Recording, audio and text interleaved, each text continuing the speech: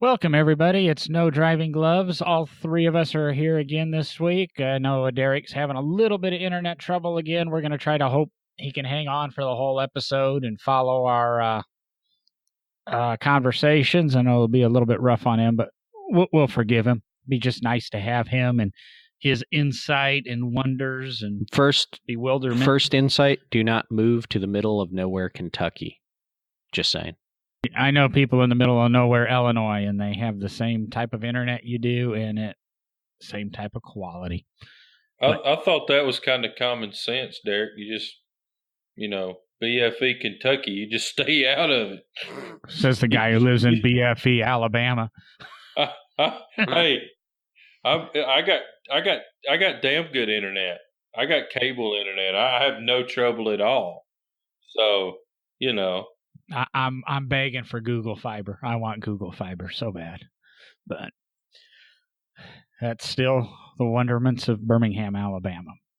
Now that we've talked all our tech talk and that, this has been the Tech Show. So thank you, everybody, for joining us.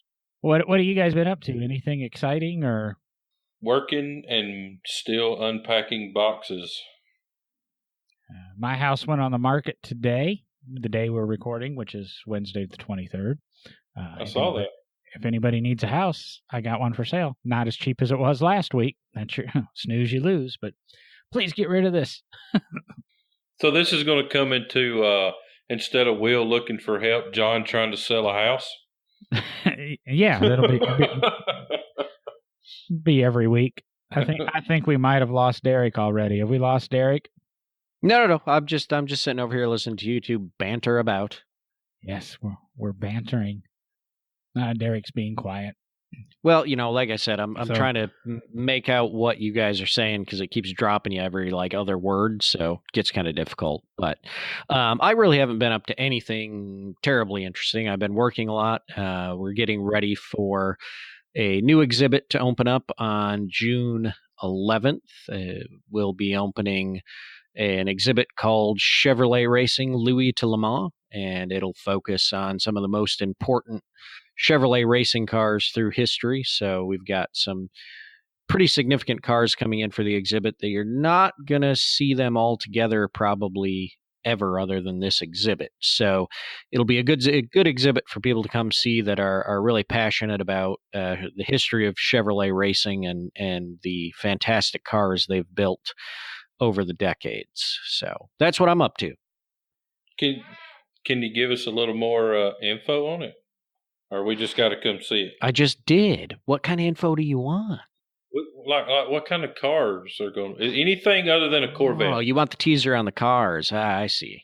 Yeah, yeah, that's what I want. Yeah, well, I mean, we're bringing in some of of course, the title of the exhibit, Louis to Le Mans, which means Louis Chevrolet to the recent wins at Le Mans. So we've actually got three of the very early race cars that Louis Chevrolet drove. We've got the 1909 Buick Indy race car coming in. We've got the 1910 Buick Bug coming in, and the 1915 Cornelian recreation of the Cornelian that he drove at the 1915 Indianapolis 500. We've also got one of the early 1957 Sedco built Black Widows coming in. And that was, of course, the famed Chevrolet 150 NASCAR that was built up by Sedco down in Georgia. And we've got the homologation car for the C5R Corvettes that's going to be on display, and then an actual C6R race car coming in from General Motors. And I think probably there's some other cars. I'm not going to tell you every one. You're going to have to come see it, Will. But one that I'm actually excited about is we're bringing in one of the World Touring Championship cars, the Cruise, the 2010 Cruise. That was one of the WTCC race cars. And of course, Chevrolet won the manufacturers and drivers championship in 2010, 2011. And then in 2012, they pulled out as manufacturer backed, but the Cruise continued to win for a few years after that. So have one of those coming in to kind of round out the end of the exhibit on the story of Chevrolet. So But some other cool things coming in, some other NASCARs from a guy named Darrell Waltrip, and some other significant cars that talk to Chevrolet's domination of racing over the years. So it'll be a good exhibit. You guys will have to come out. It ends in early January of 2019. So you got about 6 months to come see it. Yeah, I'm pretty sure I'll have to come see that. I might be able to swing by sometime in 6 months.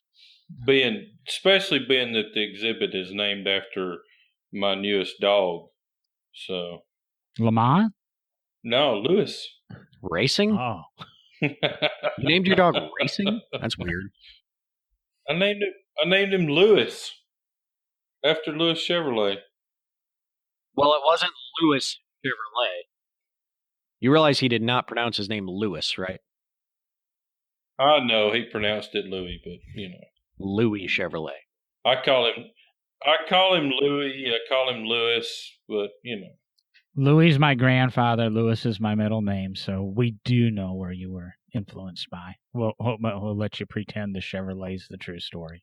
Yeah. It definitely wasn't Viviani. Well, you realize that's copyrighted, and you would have had to pay for that. Why am I not surprised? Well, you see, there's this guy. I do my Google alert for John Viviani. He's got a band, and he actually has it copyrighted. But unbeknownst to him, I actually own the website. But there you go. Now there I go, off topic again. Let's just try again. We're roughly 8 minutes in. How about we talk about cars a little bit more? I mean, Derek's at least got us kind of focused on history and remembering the past. And I don't know, I was just thumbing through and I saw a video on Facebook last week and I said, this is a cool topic. What did we used to do in high school? It's something, I think what we used to do in high school, all three of us, is foreign to anybody in high school today. And, that was wasting our Friday and Saturday nights sitting in a car or sitting in the bed of a pickup truck, passenger seat of a car, driver's seat of a car, back seat of a car, listening to cassette tapes or CD. You guys are younger than me, so you definitely had CDs. I had CDs and 8-tracks and cassettes and just aimlessly driving up and down the same street, going to Steak and Shake, turning around, driving up to Bradley University, turning around, and doing that for 5 hours a night on Friday and then Saturday, and going home with the same people almost every night that we started the night with. Maybe it was me, probably was, and my wonderful, cool cars with pink windshield wipers and stuff. I never seemed to pick up that date that was inevitable. I think the women all went home alone, too. So what I'm talking about is cruising and the stuff we used to cruise in, and I assume both of you used to partake in that hobby? Oh, yeah. My parents don't listen to the podcast, so I will say, yes, I did. Wait. How old are you, Derek? How old am I? Yeah, how old are you? Old enough, buddy. Why you asking?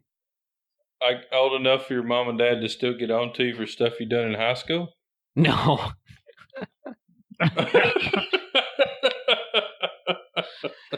Oh, Lord. I'm 35, okay? Jeez. It's kind of like that closet smoker, that's they're 40 years old, but they still don't want their mom and dad to know. Now, see, we've got Derek here about 6 weeks before a wedding, and he just doesn't want anything getting out. Really, it's not his mom and dad he's worried about. It's the best man at for the toast.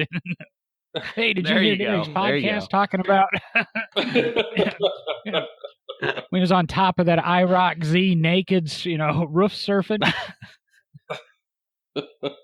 with Beastie Boys jamming in December in Detroit? Hey. No sleep till Brooklyn, buddy. That's right.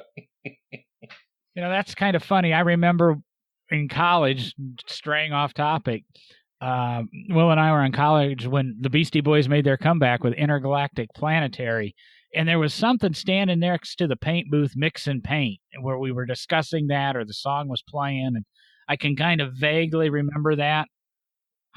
Can't remember. So we didn't. We didn't have MP3 players or anything, but I just remember. It was a CD. It was a CD, and it was my CD. Beastie Boys have been with us for a while. He's very proud. Well, we were all, he had a Beastie Boys CD. He's very proud of that. Well, we were all in our white paint suits, like in the video. So we just all started, doing the movements that they did in the video, and we're all like singing the song. And who was our paint body instructor? James Lang.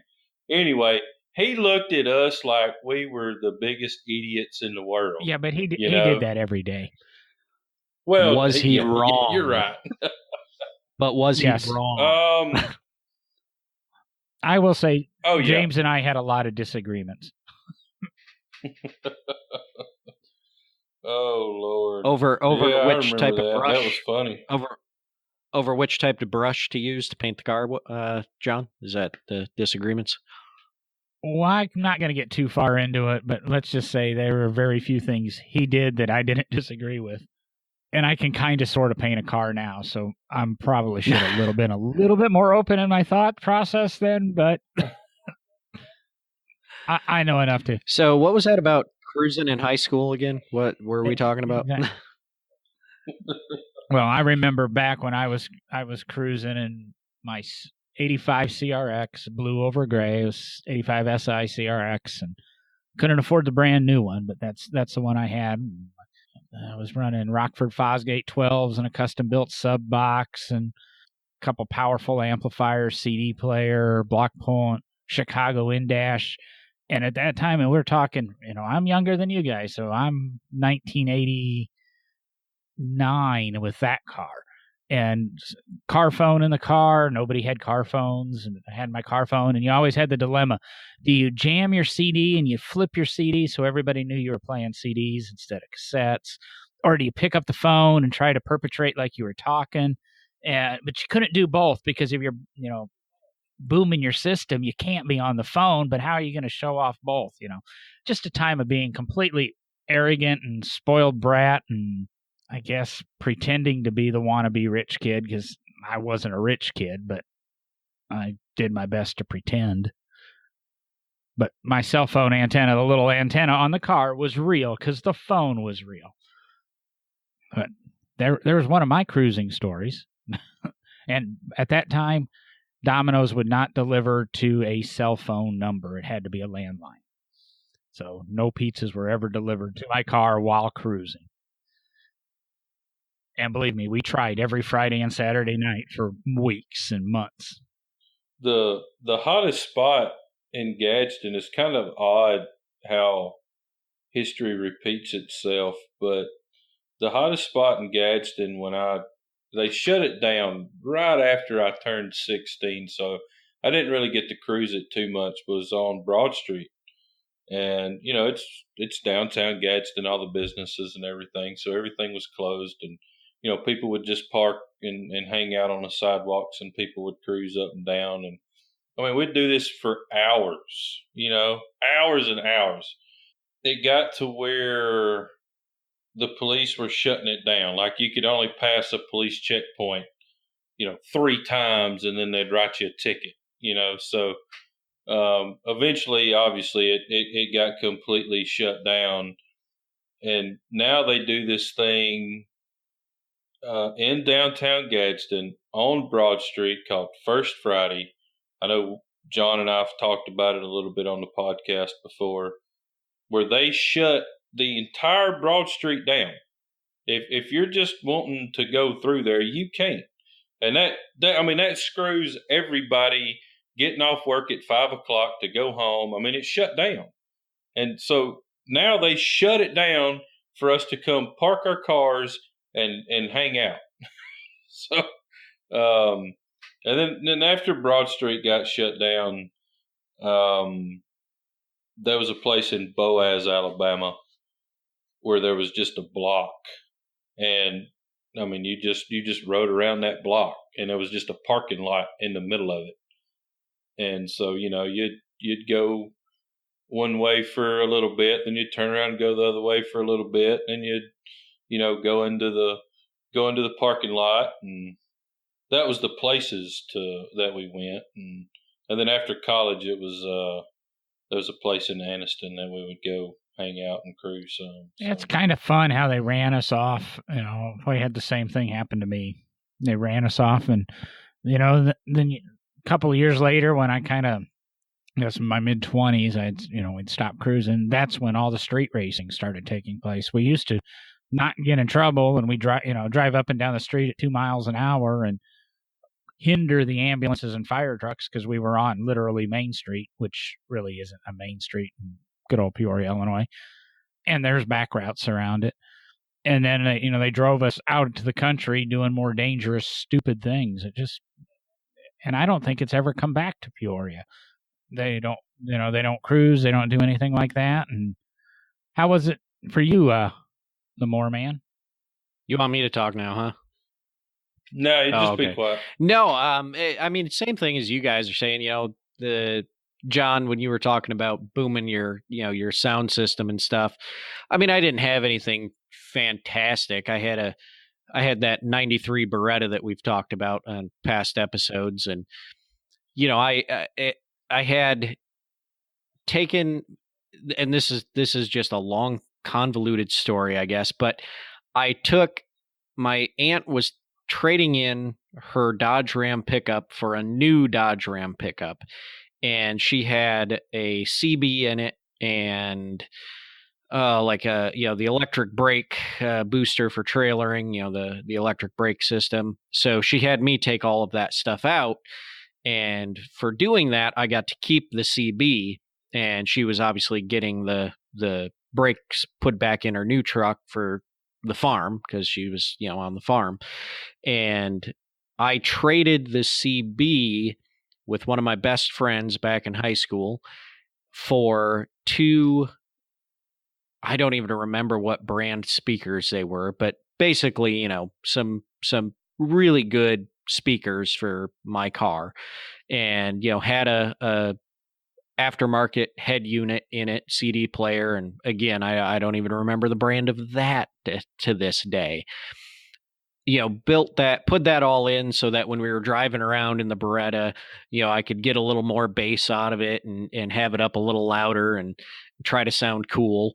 And I was never really the cool kid in school, but just we would do that. And the funny thing is we didn't even cruise in our hometown because my hometown, St. Charles, Michigan, is almost too small to cruise.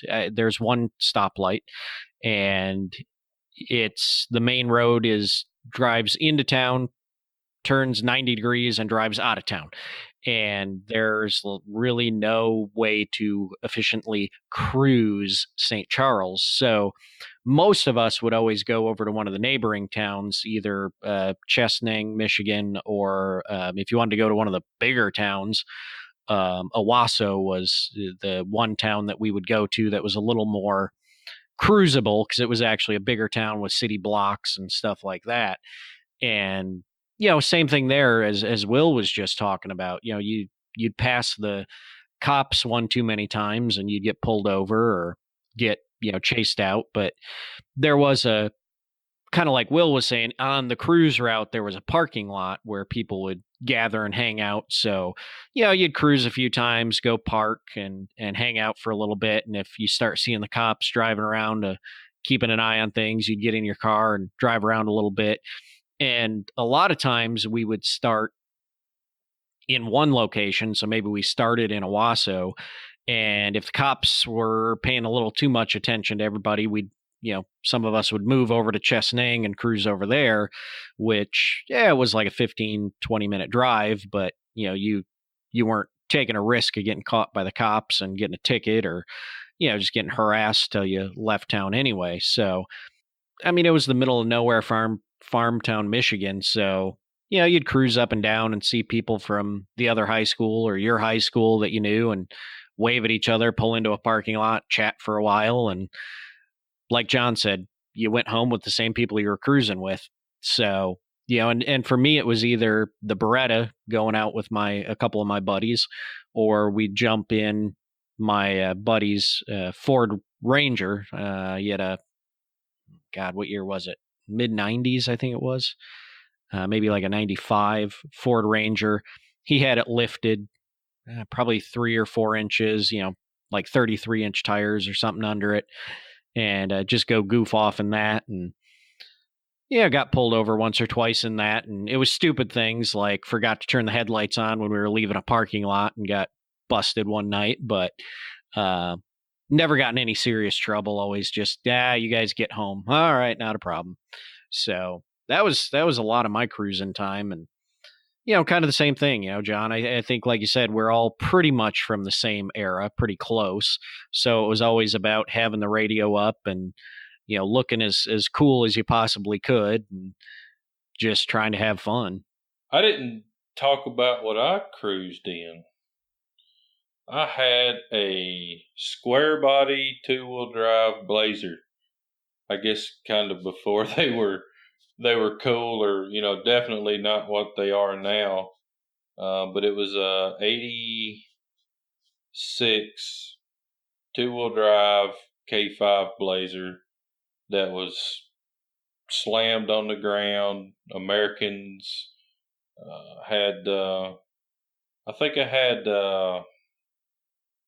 a Pioneer head unit, PPI amp, and 2 Alpine VR10s in a custom-made box that I'd made, and was essentially what I drove to college my first year as well. So that's what I've done most of my high school cruising in, and then I had an Impala for a little bit. I'm not going to talk too much about it, but it was on air ride and 17-inch wheels. And then after I graduated college, I had pretty much a new narrow bed S10 regular cab that was right on the ground with 18-inch Americans, and it's what I drove every day. But it was kind of cool to go cruise in. Had a big stereo and all that crap in it. So those were my high school vehicles. I still have the Blazer as well. So S10's long gone, Impala's long gone, but it's kind of neat. I always remember growing up around my dad's friends, them always saying, I wish I never got rid of that car I had in high school. So, that was really my first vehicle that I could call my own, and luckily I still got it. So it's not running and driving right now, but it's still mine, and it's still, underneath the shed and waiting to get rebuilt or whatever I'm going to do to it. I don't know. So. And I say not surprising for me. I remember your K5 Blazer in that, and I go through. Was joking the other day.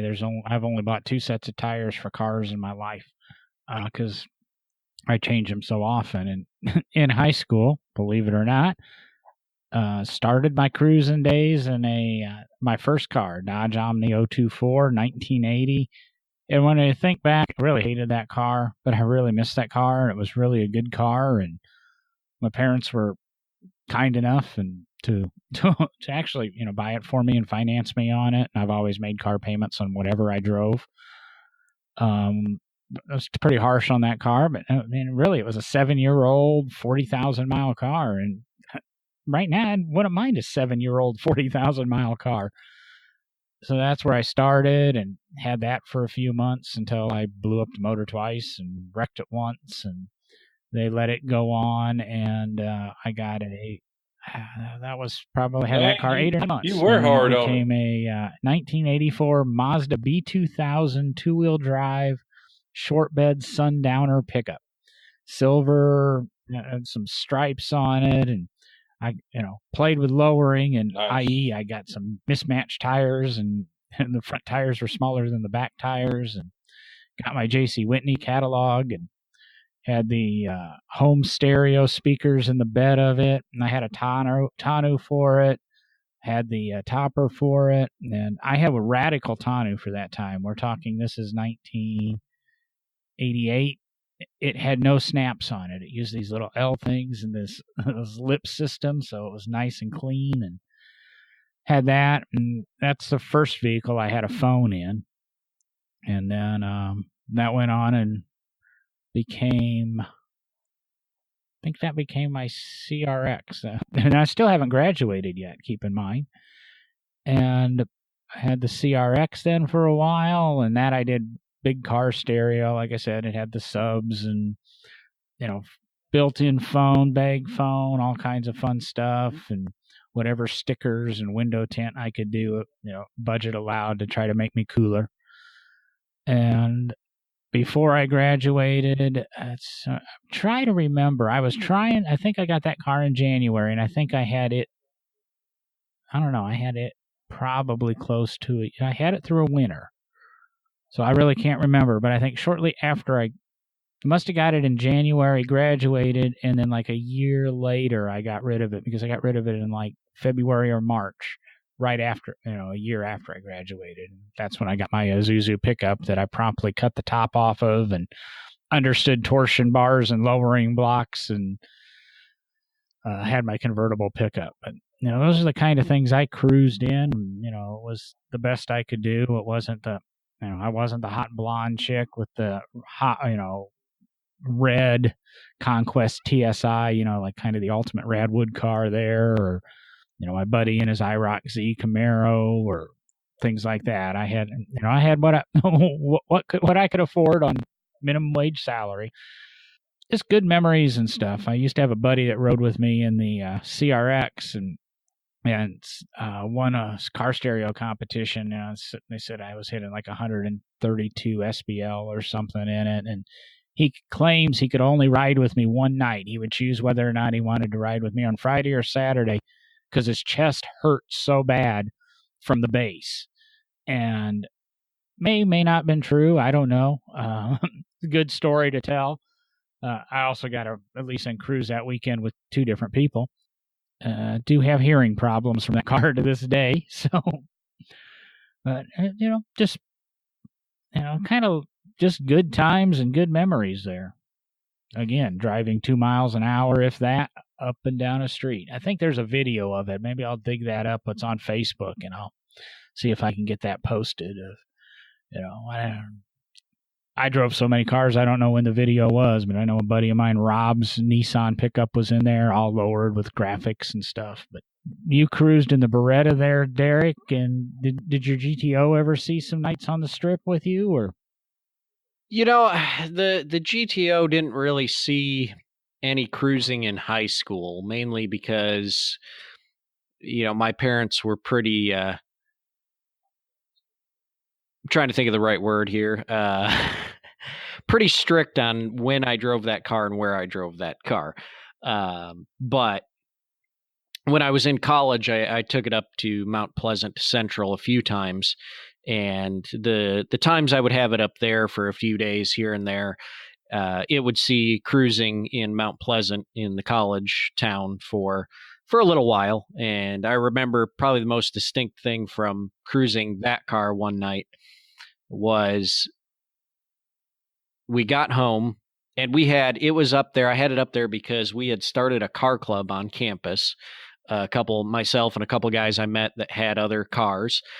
Yeah, we all got together, founded an actual, what did they call it? Registered Student Organization, an RSO. And it made it a car club. We had, I think, 6 or 7 members, right off the bat, which was pretty good.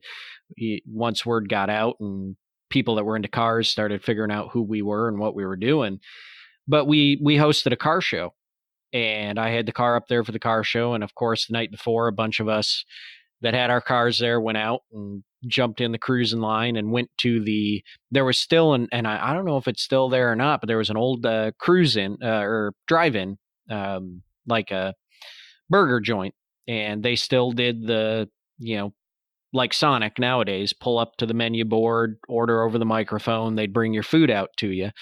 So we all hung out at that for a while and then went back to my apartment and parked the car. Actually, I was living in like what do you call it? Geez, now my brain's dying here. I was living in a double wide manufactured type home, brand new one that one of my friend's grandparents, they lived in it in the summer, and they were snowbirds. In the fall, winter, spring, they'd go down to, I think it was Arizona. So it worked out perfect because they needed somebody to watch the house. It matched up to our college schedule. So we'd move in when college started, when they were moving out to go to Arizona. It was actually a pretty sweet setup. But brought the car home and parked in the driveway, got up the next morning for the car show, went out and it wouldn't start. The alternator had just died. And the night before, just killed the battery. And probably lucky I made it home.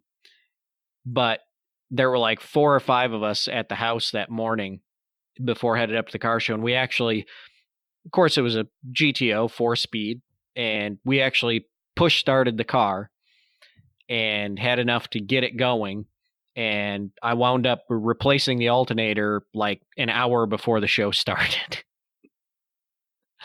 It was that was my cruising experience from college in the GTO. There was actually some pretty decent cruising times in McPherson when, of course, John lived in a neighboring town and was pretty much married when we were in college. And no, I was married when we were in college. Oh, you were married? Oh, okay. My bad. Was married, pretty much so, was married, John, all the same thing. Yeah. And, there was actually pretty decent cruising there in McPherson, just right downtown.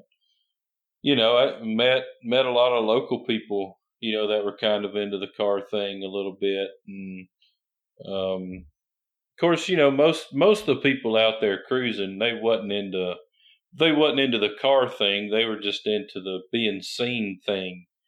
And, parents letting them be cool and hang out till, early in the morning and stuff like that. And I had my Blazer there the first year and Impala there the second year. And we seemed to always wind up in my Blazer or my Impala. But that was some, we didn't do it a whole lot, but we did every once in a while. When we didn't have anything else going on, we'd go right up and down Main Street there in McPherson, and them crazy ass red lights on the sidewalk. They didn't go across the freaking road. You remember that, John? No, No, I don't. It was right in downtown McPherson. I ain't no telling how many of those red lights I ran. Just, they're supposed to be out in front of you. You shouldn't have to look to the right to see a freaking red light, Yeah, I always liked it in Illinois. They had a law that your red light, you always had to have a red light on the corner on your side of the intersection, to the right. And the stop signs had to be there, so you knew where the intersection started. I hate this. Let's put the red light wherever we can, and hopefully you figure out where the intersection is. That's what that white line's for. Sometimes they don't put that white line there. Well, you're right. Yeah, no, have you ever been to Boston? I've never been to Boston.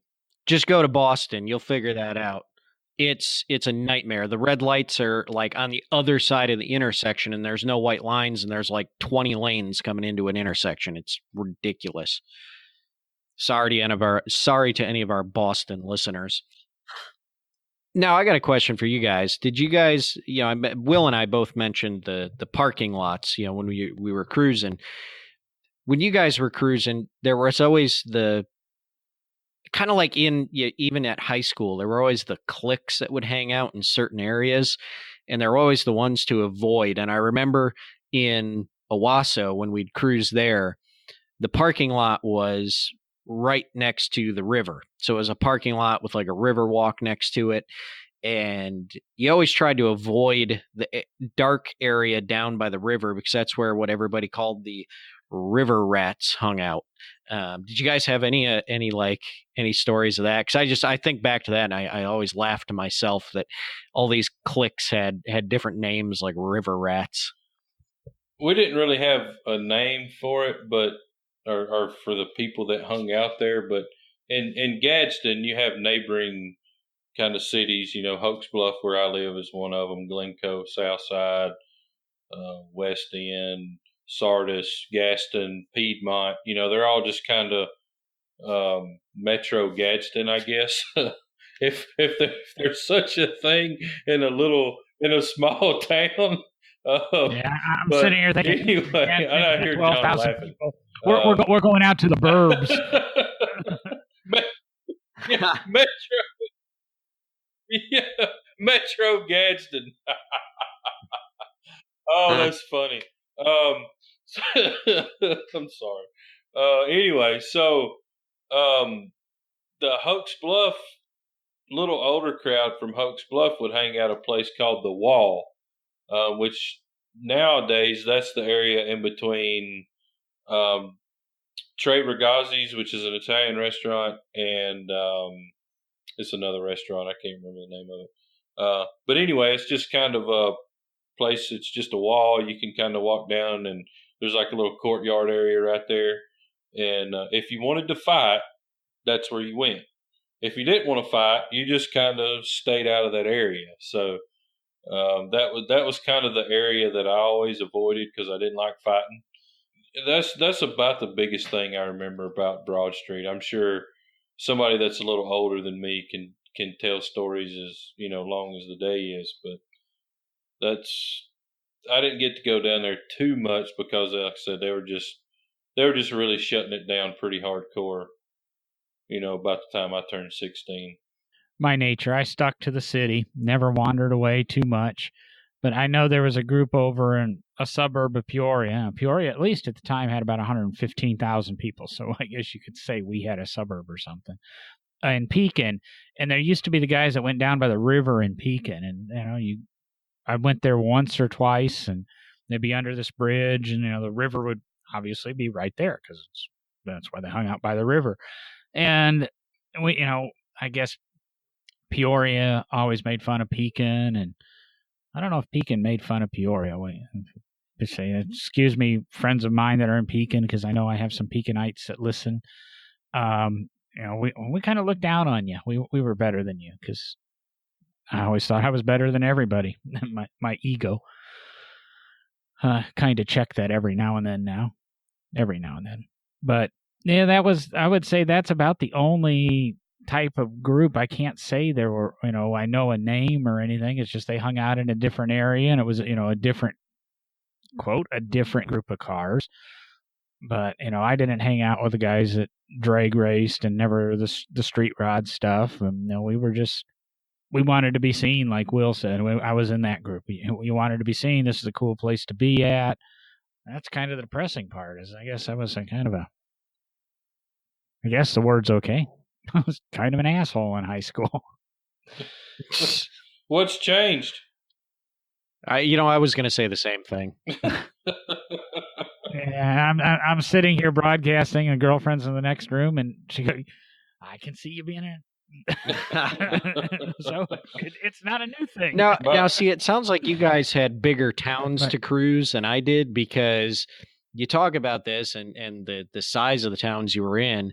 And John, you've brought up, like trying to meet girls and never succeeding or anything. And the one, now let me correct you. The one problem with where I grew up, I was going to say, let me correct you right there.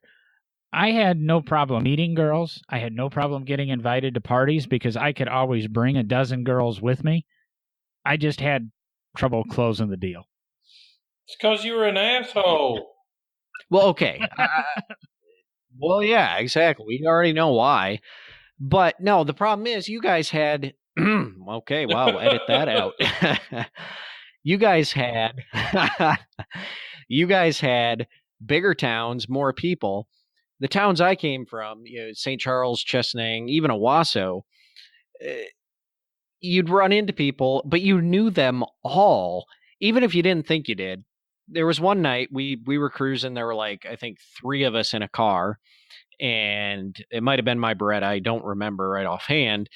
And there was a car of 4 girls that kept passing by us, and we'd wave and, do all the things like, hey, and eventually we both pulled into the grocery store parking lot in Chesaning, and we started talking, and I'm talking to this one girl that, I kind of thought she was the cutest one, and the other guys were like, well, I think that, so we all picked our respective girl. Finally get talking enough, and she tells me her name, and I'm like, oh, great, wonderful, that's great. Our families were like best friends, and didn't realize it was her that I was talking to. I'm like, well, that's over. Have a great night. We'll see you next time. So even if I tried, which I was horrible at closing deals too, I could talk to girls, horrible at closing a deal on anything.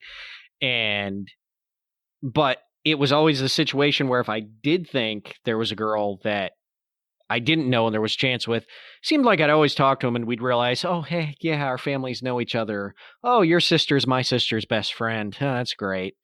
So that was the problem in small town cruising, because you wound up knowing everybody, and it was like, I'm not going there. We're leaving and going home. Well, I pulled some stuff up right quick.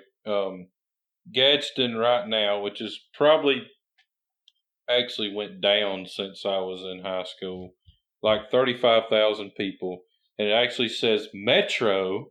So I guess Gadsden does have a metro area of 103,000 people. So there you go. Okay, I only drive through the city on the interstate. Yeah, it's what, two exits. Okay, here you go. The big town of Owasso that I cruised, and that was going to one of the bigger towns in the area.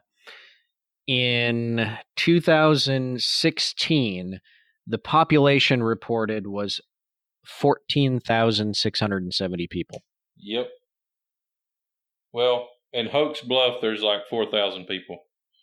Okay, and since we have to do demographics, I looked up Peoria. In 2010, there's 115,007 people in Peoria alone. So I don't know what the metro is. So now wait, Will, how big is Hoax Bluff? Like 4,000 people. How many people did you say? 4,000. My hometown of St. Charles is 1,900. Heck yeah. And the bad thing about it, I'm related to half of them. Exactly. And see, that was my problem in Owasso, the big town. That's where my dad's family was from. So I was literally related to almost everyone in that town. So cruising there, it wasn't about picking up girls, because you talk to one, you'd be like, hey, you're my third cousin. Again, see you later. Yeah, I think the Posies have been in Hoax Bluff since like the late 1800s. So we've been here a long time. So the families that's been in Hoax Bluff for a while, it's somewhere down the line you're going to be related. That's just how it is. Isn't that just the way it is in Alabama in general? Probably, yeah. Kentucky, I bet Kentucky's worse. Probably. So I haven't lived here long enough to know. We'll just go with that. So, well, with your accent, you don't have nothing to worry about. Well, exactly. I mean, I'm one of those. I don't know if we can say it on the podcast. If you need to edit it out, John, go ahead. But I'm one of those damn Yankees. So you're not going back? Going back where? You know what the difference between a Yankee and a damn Yankee is, right? I guess not. A Yankee is somebody that comes down here and then goes back.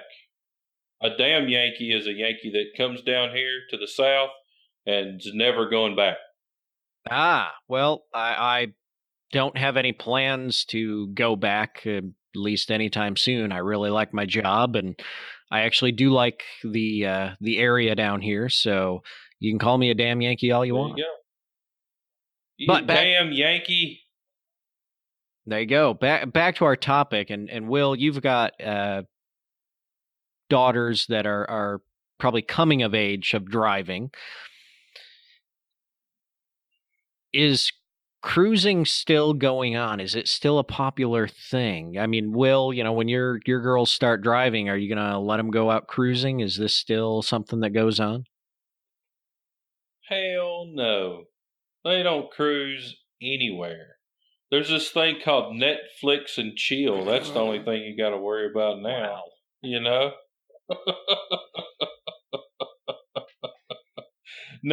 No, there's no cruising. I mean, people cruise their cell phones.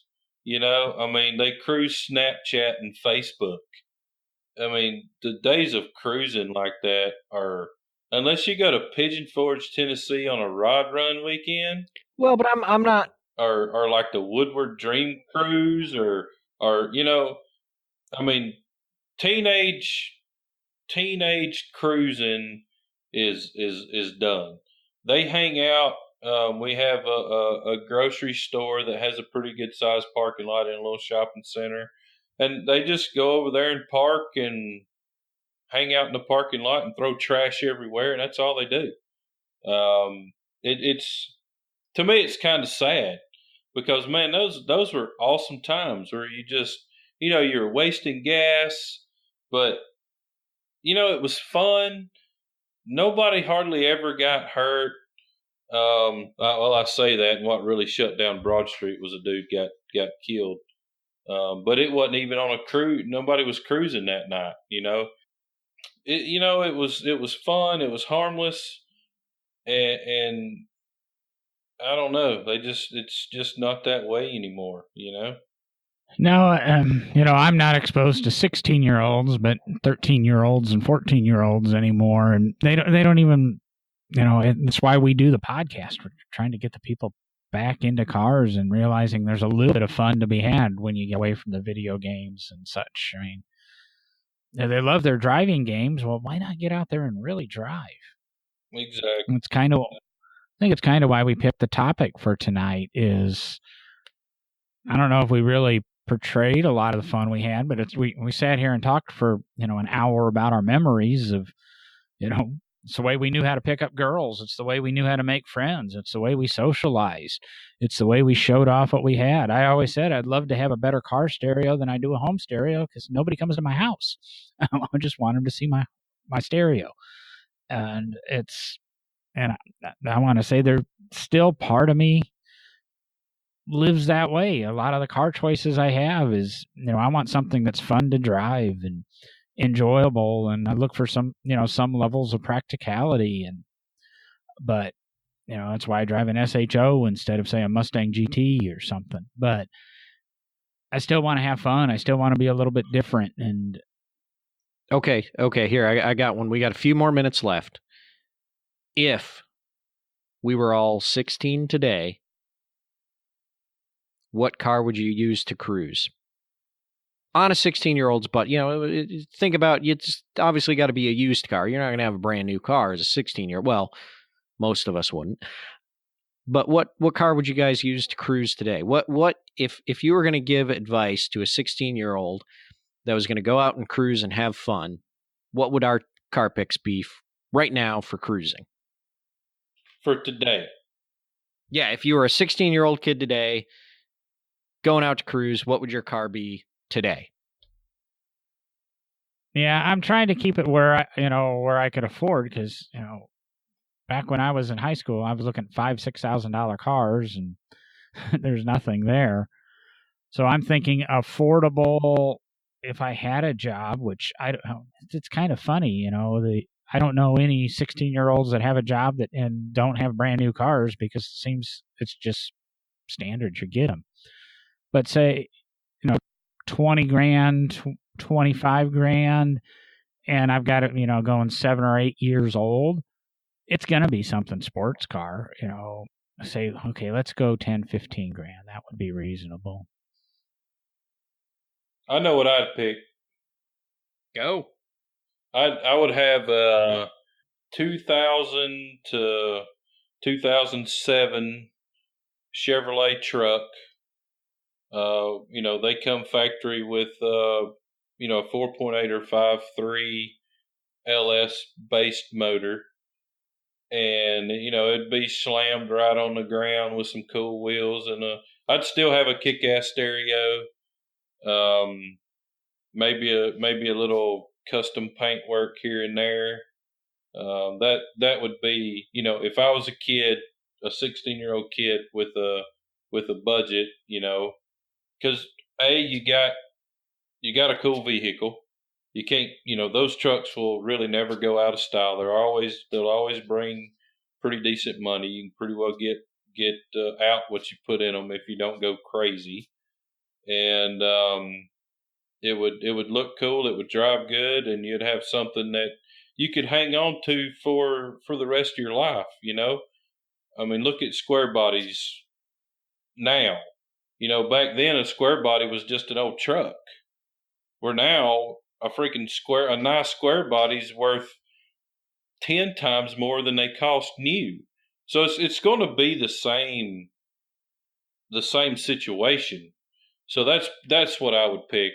It's probably a cat eye truck, probably an 03 Chevrolet regular cab, wide bed, short wheelbase, V8 truck. Yeah, and see, now that I've had a few minutes to think about it, and I was going to kind of be right there with Will. I'm either going to be right there with a Mini or a Miata or a 370Z or something, or on the flip side, because I seem to go back and forth between pickup trucks and cars, I would probably say I could see myself having, in a 05, 06 Rumblebee or Daytona, Dodge Ram pickup, short two-door, short bed configuration.